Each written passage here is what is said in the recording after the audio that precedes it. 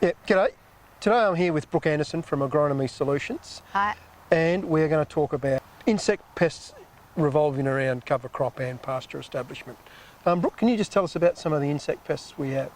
Yeah, sure, Mike. I'd say some of the main ones that affect straight after we've seeded in the establishment of our cover crops and our pastures in general would have to be red-legged earth mite, slugs and snails, black beetle, and then we get the other worms like cutworm, false wireworm, etc. They would probably be our major ones. Okay, so things to look out for.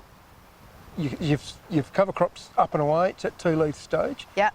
What are we looking for down at the ground level? Okay, so that's the main thing we wanted to start doing is look.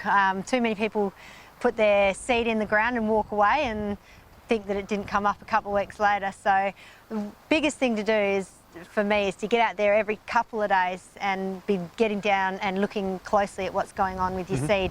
Look at the emerging seed that's underneath the soil surface still. Watch it when it comes out of the ground and keep a really close eye on it. I guess the main insect pest we're worried about at that stage is red-legged earth mite. Now, it's interesting that red-legged earth mite mainly attack our legumes, but we have noticed that they do significant damage on ryegrass as well as it's emerging out of the ground. We know that red-legged earth mites hatch about 3 weeks after we have a significant rainfall event, like 10 to 20 mils of rain, and then we get 3 days where the daytime temperature doesn't drop below, is not above 20 degrees.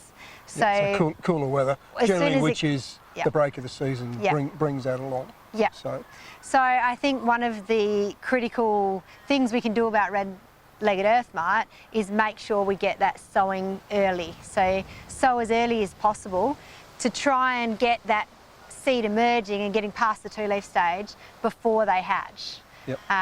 That's probably one of the best things we can do. In pasture situations, we obviously have some chemical control options. So the first thing to do is to assess whether it's a real problem or not. So again, we need to get out there and have a look. Then we've got some rule of thumbs that we use, which is if there's about 20 to 30 mites in a 100 square centimetre plot, then we know that we are going to start getting significant production losses at that level and we need to do something about it. So we have different chemical control options. Resistance is an issue with some of these chemicals, so we need to be making sure we have the problem before we spray, and we rotate our chemicals if we are going to use them. If we're not going to use chemicals, I guess the main thing is what I mentioned earlier, which is getting your seeding done as early as possible. So we're getting the plants up and away before the pests get into them. Controlling your weeds, in particular capeweed, is probably one of the most important things because we all know red-legged earth mite love capeweed, so it's just a host plant, and capeweed will often get going early, so they can feed on that until the tastier stuff comes up, and they jump on the pastures or the cover crops.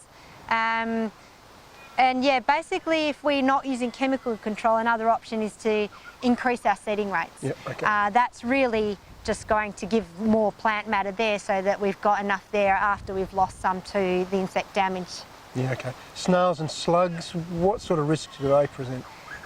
Huge, depends on the year again, and so slugs and snails are, all about moisture and warmth. So early in the season, they'll get going anywhere where there's organic matter. So wherever there's any organic matter cover, where they've been able to hide over winter, over summer, they're going to come out and emerge and be a big problem. So yeah, slugs and snails I think are probably the second most reason why we look across and just go, oh gee, my cover crop or my pasture didn't come up, or suddenly we're losing it in big patches, what's the problem? And it's half the time it's them.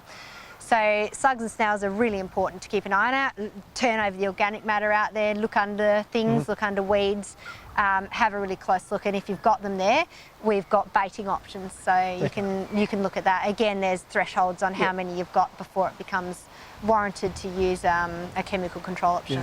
So in preparation, plan your seeding.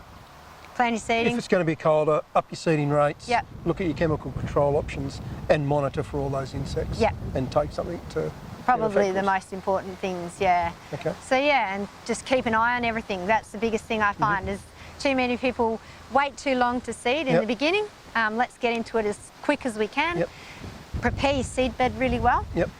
With cultivation or whatever means you're going to do, and then watch. Yep, and get it away from them. Great, thank you very much. No really worries. informative session. So any questions, ask Brooke or myself, and we're here to help. Thank you very much.